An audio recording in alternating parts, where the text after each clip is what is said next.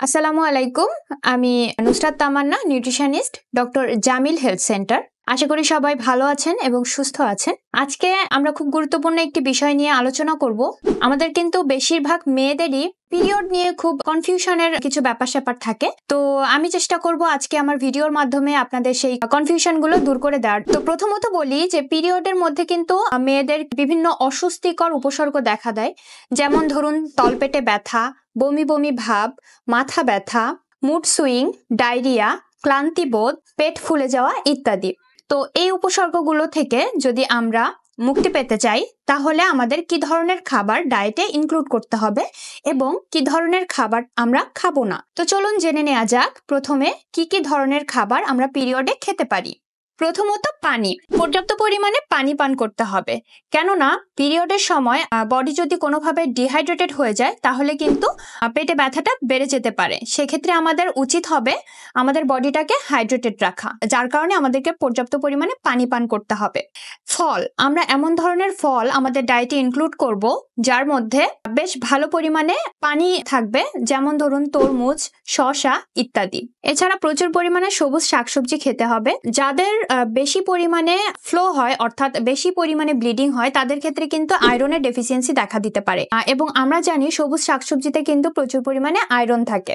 এছাড়া কিন্তু আমাদের যাদের পিরিয়ডের সময় তলপেটে প্রচন্ড পরিমাণে ক্র্যাম্পিং হয় বা ব্যথা হয় তারা কিন্তু ব্যথা উপশমের জন্য আদার চা খেতে পারি। 1 কাপ আদার চা কিন্তু আপনার ব্যথাটাকে কিছুটা হলেও উপশম করবে। এছাড়া আমরা খেতে পারি, আমাদের ডায়েটে ইনক্লুড করতে পারি মুরগির মাংস। মুরগির মাংস কিন্তু বেশ ভালো প্রোটিন সোর্স এবং এতে কিন্তু বেশ ভালো পরিমাণে আয়রন, ম্যাগনেসিয়ামও থাকে। এছাড়া মাছ খেতে হবে। মাছে আছে পর্যাপ্ত পরিমাণে প্রোটিন, ওমেগা 3 ফ্যাটি অ্যাসিড এবং আয়রন। যাদের পেটে অস্বাভাবিকভাবে ব্যথা হয় তারা কিন্তু মাছ খেতে পারবেন। এছাড়া কিন্তু পিরিয়ডের সময় ডার্ক চকলেট খেতে পারবেন, যেটা অবশ্যই উইদাউট সুগার হতে হবে। ডার্ক চকলেটে কিন্তু ম্যাগনেসিয়াম থাকে, যেটা আপনার অ্যাবডোমিনাল পেইনটাকে কমাতে সাহায্য করে।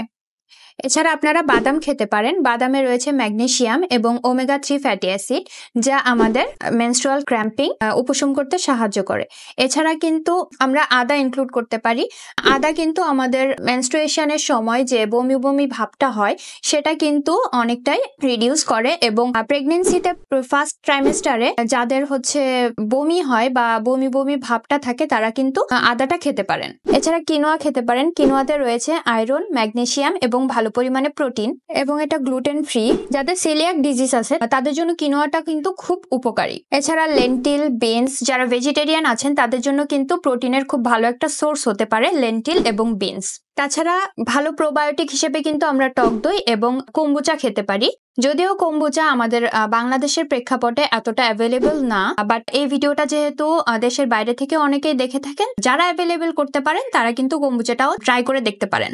এছাড়া যারা ভেজিটেরিয়ান আছেন তারা কিন্তু সয়াবিনের তৈরি টোফুটাও খেতে পারেন। এটাও কিন্তু প্রোটিনের একটা বেশ ভালো উৎস।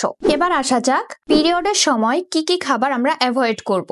প্রথমত বলি চিনি বা চিনি জাতীয় খাবারটা অ্যাভয়েড করাই ভালো। এছাড়া সাদা লবণ অতিরিক্ত মাত্রায় খাওয়া যাবে না। তাছাড়া কোনো প্রসেসড ফুড বা প্যাকেটজাত খাবার আমরা অ্যাভয়েড করার চেষ্টা করব। এছাড়া স্পাইসি ফুড, রেড মিট এবং কফিটাকে আমরা অ্যাভয়েড করব, কারণ কফি ইনটেক করার ফলে কিন্তু আমাদের ক্র্যাম্পিংটা বেড়ে যায়। আমি এতক্ষণ যে খাবারগুলোর কথা বললাম সেগুলো আশা করি আপনারা সবাই একটু বুঝে শুনে খাবেন পিরিয়ডের সময়টাতে। স্পেশালি আশা করি আপনাদের পিরিয়ডের সময়কার যে অস্বস্তিকর উপসর্গগুলো হয়ে থাকে সেগুলো থেকে আপনারা উপশম লাভ করতে পারবেন। ধন্যবাদ সবাইকে। সবাই ভালো থাকবেন, সুস্থ থাকবেন এবং আমাদের সাথেই থাকবেন। পরবর্তী ভিডিও দেখার জন্য আপনাদের আমন্ত্রণ রইল। আসসালামু আলাইকুম।